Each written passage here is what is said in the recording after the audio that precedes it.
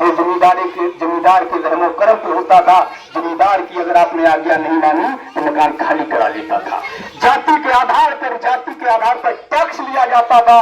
अहीर इतना टैक्स देगा, कुर्मी इतना टैक्स देगा, कुशवा इतना टैक्स देगा, दुशाद इतना टैक्स देगा, काशी इतना टैक्स देगा और ब्राह्मण और धुमियार कोई टैक्स नहीं देगा। वहां जाति के आधार पर टैक्स लिया जाता था। इसी के परिणाम स्वरूप जनेऊ आंदोलन शुरू हुआ, जिसको बीपी मंडल साहब के पिताजी रासबिहारी लाल मंडल ने शुरू किया। उसके बाद आप सोचिए कि जनेऊ आंदोलन के बाद में नक्सलवादी आंदोलन शुरू हुआ। उसके बाद त्रिवेणी संघ आया, भयंकर कत्लेआम हुआ। तब जाकर के जब त्रिवेणी संघ ने हुंकार भरी, तब हमने जाकर के सत्ता में पहली एंट्री की थी। और याद है जब त्रिवेणी संघ का एक नेता उस समय जब चुनाव लड़ रहा था तो पंडित जवाहरलाल नेहरू ने जाकर के दुष्प्रचार किया कि ये एक जाति के ही कोरी कुर्मी लोग हैं, ये देश में जातिवाद फैला रहे हैं, ये देश को बांटना चाहते हैं, इनको वोट मत देना। लेकिन हमारे लोगों ने उस समय अपने उन नेताओं को समझा, उनकी बात को माना और उस समय कांग्रेस को धूल चटाने का काम किया। आप सोचिएगा कितने नफरती लोग हैं, कितने जहरीले लोग हैं जब आप अपने हक की बात करते हैं। आपको पता है मेरे ऊपर एक दो आरोप लगाए जाते हैं तो मैं उनका जवाब आपसे चाहता हूं। जब भी हमारे जैसे कोई भी विभाजन निकलता है तो ये कहा जाता है कि ये जातिवाद फैला रहा है। जाति जनगणना की जब हम मांग करते हैं तो कहते हैं जातिवाद फैला रहे हैं। क्या ये जातिवाद है? जातिवाद क्या है मैं आपको बता देता हूं कि इस देश में जब मैं मां के गर्भ में आया था उस समय ये तय हो गया था कि मेरी जाति कहाँ होगी, मेरी शादी कहाँ होगी। वो अलग बात है कि बड़े होकर कोई अपनी मर्जी से कहीं भी शादी कर ले। इस देश में बच्चे के पैदा होने से पहले उसकी जाति तय हो जाती है, उसका रिश्ता कहाँ होगा ये तय हो जाता है। जाति के नाम पर संगठन बनते हैं, रिश्तेदारियां होती है, सब कुछ जाति के आधार पर। उतना ही नहीं, जन्म से पहले और मरने के बाद भी इस देश में जाति का वो पीछा नहीं छोड़ती। जाति है कि जाति नहीं। शमशान भी अलग अलग बने होते हैं कि पावन शमशान में जलेगा, वहां पर अहीर नहीं जल सकता। अहीर का शमशान अलग होगा, चमार का शमशान अलग होगा, दुसाद का शमशान अलग होगा, राजपूत का शमशान अलग होगा। और तो और इस आधुनिक भारत में 21वीं सदी में आप बड़े बड़े महानगरों में जाइएगा तो जाति के नाम पर कॉलोनियां बसी हुई है। जाति इस देश की सच्चाई है। जाति ये देश जाति प्रधान देश है और इस देश में कभी जातिवाद फैल ही नहीं सकता। अब इस बीमारी का अगर इलाज करना है, किसी व्यक्ति की बीमार अगर हो उसका इलाज करना हो तो उसका एक्सरे जांच तमाम जो भी चीजें होती वो कराना पड़ता है। तो उसी तरीके से इस जातिवाद की बीमारी को, इस बेईमानी की बीमारी का एक ही इलाज है जातिवाद जनगणना। जब तक ये नहीं होगी सच पता नहीं चलेगा। दूसरा एक आरोप लगाया जाता है कि हम लोग राष्ट्रद्रोही लोग हैं, हम लोग देशद्रोही लोग हैं, हम लोग राष्ट्र को तोड़ने का काम कर रहे हैं। हम राष्ट्र को कैसे तोड़ रहे हैं? क्या हमने कहा कि भारत हमारा देश नहीं है? हमने कभी कहा अरे भारत उनका देश नहीं है जो राष्ट्रभक्त का सर्टिफिकेट बांटते फिर रहे हैं, जो बाहर से आए हुए विदेशी मूल के लोग हैं? हम तो इसी धरती में हमारे पूर्वज पैदा हुए, पले बड़े, हम भी इसी धरती में पैदा हुए। और तो और ये राष्ट्र अगर राष्ट्र है तो हमारे पूर्वजों की खून पसीने और मेहनत की वजह से है, वरना ये राष्ट्र राष्ट्र ना होता। आप सोचिएगा राष्ट्र का उत्थान कब होगा? जब राष्ट्र में, इस देश में रहने वाले हर समाज के व्यक्ति को, हर जाति धर्म को समान अवसर मिले, समान स्वतंत्रता मिले, समान अधिकार मिले, समान शिक्षा मिले, समान न्याय व्यवस्था मिले, तब जाकर के ये राष्ट्र संपन्न होगा, समृद्ध होगा। राष्ट्र तब समृद्ध नहीं होगा उसी तरीके से एक गांव में एक व्यक्ति के समृद्ध होने वाली बात और बाकी सबकी भूखों रहने वाली। तो वही हालत है राष्ट्र की आज। चंद जाति के लोग इस देश में समृद्ध हैं, जो अवैध संसाधनों पर कब्जेधारी हैं, और बाकी के जो इस देश के किसान, कबीरा, शोषित वंचित मजदूर वर्ग के लोग हैं, जिनकी आबादी 90% से ज्यादा है, वो आज रोटी के लिए तरस रहे हैं, नौकरी के लिए तरस रहे हैं। हमारे लोग न तो मीडिया में है, न विधायिका में है, न कार्यपालिका में है, न ही सत्ता में हमारे लोग हैं। तो ये बड़ा दुर्भाग्य है, ये बड़ी शर्म की बात है कि देश के 90% लोगों का देश के किसी तंत्र पर आधिपत्य नहीं है। जो मुट्ठी भर लोग हैं वो देश पर कब्जा किए बैठे हैं, संसाधनों पर कब्जा किए बैठे हैं, जमीनों पर कब्जा किए बैठे हैं, नौकरियों पर कब्जा किए बैठे हैं, और इसीलिए वो जाति जनगणना का विरोध करते हैं। जाति जनगणना इसीलिए जरूरी है ताकि खुलासा हो सके। जब मंडल कमीशन लागू हुआ तो हमारे साथ लगातार साजिशें की गई। पहली साजिश तो यही हुई कि कैप लगा दिया गया कि 50 से ऊपर नहीं हो सकता। दूसरी साजिश ये हुई कि क्रीमी लेयर लगा दिया गया। उस समय 1 लाख सीमा रखी गई थी। 1 लाख और जिसकी सालाना आय होगी उसको आरक्षण नहीं दिया जाएगा, उसको क्रीम माना जाएगा। उसके बाद कॉलेजियम ला दिया गया। अब कॉलेजियम की व्यवस्था बड़ी अच्छी है, बड़ी सुंदर है। अगर साधारण किसी को समझाना है तो आप समझ लीजिएगा कॉलेजियम कैसे बनता है। मैं लास्ट में सवाल के जरिए भी समझा दूंगा अगर समझ में नहीं आएगा। 5-7 लोगों की एक कमेटी बनती है जिसमें मिश्रा, दुबे, तिवारी, चौबे, पांडे, उपाध्याय बैठे होते हैं और चर्चा शुरू होती है जजों के सिलेक्शन की, नाम भेजने की। तो मिश्रा जी कहते हैं कि यार चौबे जी क्या है कि वो तिवारी जी का जो लौंडा है बेरोजगार है, 10-15 साल हो गए उसको हाईकोर्ट में प्रैक्टिस कर रहा है।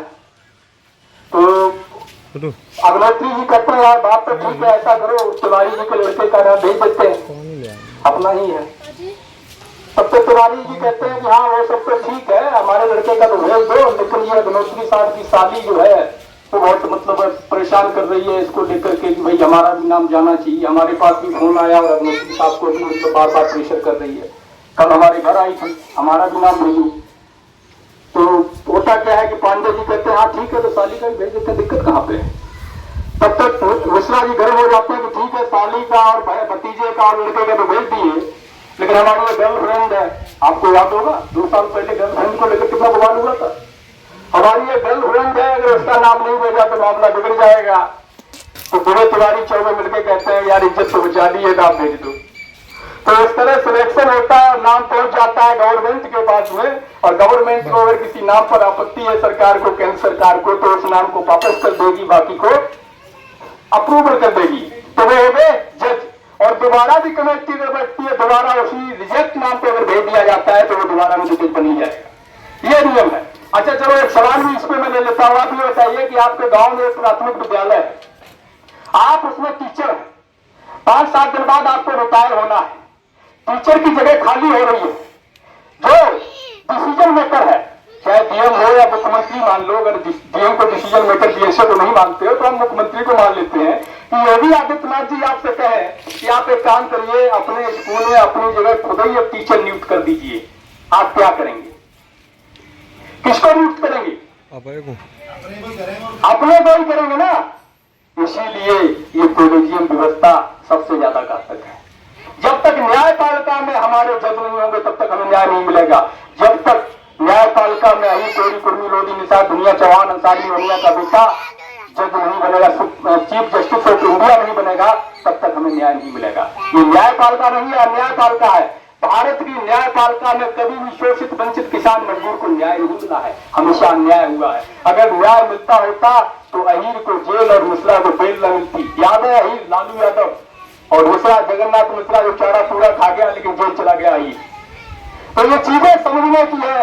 उसके बाद इससे भी जब उनका पेट नहीं भरा, उनका मन संतुष्ट नहीं हुआ कि नहीं ठीक है हमने जज बनने से तो रोक दिया, लेकिन अगर ये पढ़ेंगे लिखेंगे तो कुछ तो करेंगे, तो कैसे रोके? तो उन्होंने सबसे पहला निजीकरण किया एजुकेशन का, शिक्षा का निजी कर दिया। जब शिक्षा का निजीकरण हो जाएगा सरकारी स्कूल बर्बाद हो जाएंगे, सरकारी व्यवस्थाएं ध्वस्त हो जाएंगी, आप पढ़ लिख नहीं पाएंगे, अपने बच्चों को पढ़ा नहीं पाएंगे, तो आरक्षण क्या लेंगे? आरक्षण गंवारों को अनपढ़ों को नहीं मिलता है, उसका क्राइटेरिया होता है। किसी भी वैकेंसी में अगर आप अप्लाई करेंगे तो क्राइटेरिया के हिसाब से करेंगे।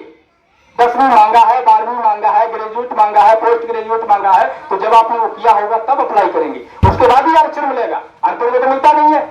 तो उन्होंने क्या किया, एजुकेशन का निजीकरण कर दिया ताकि आप अपने बच्चे को पढ़ा न सकें।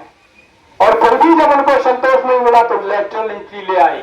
लेटरल एंट्री जानते हैं, किसी किसी घर में 2-3 दरवाजे होते हैं, एक दरवाजा पीछे का होता है जिसको बहुत कम लोग जानते हैं कि उनके घर में 2 दरवाजे हैं, जिसे चोर दरवाजा भी कह सकते हैं।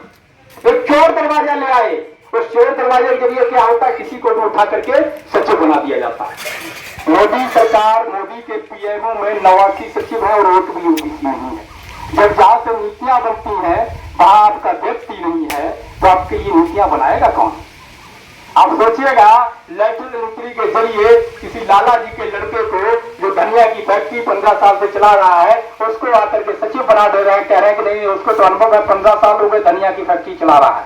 पहले सचिव बनता था, जो अधिकारी होता था, IAS होता था, प्रमोट होते होते होते होते पूरे देश के अलग अलग क्षेत्रों, अलग अलग विभागों में प्रमोट होकर के जाते हुए लोगों की समस्याओं को समझते हुए उनका निस्तारण करते हुए 10-15 साल लग जाता था उसको, तब जाकर के सचिव बनता था। अब तो किसी भी लाला के लड़के को, किसी भी बामन के लड़के को 15 साल के हल करा रहा है, उसको भी खाते बना दे रहा है सचिव, कर नहीं है उसको तो 15 साल का अनुभव है और क्या चाहिए।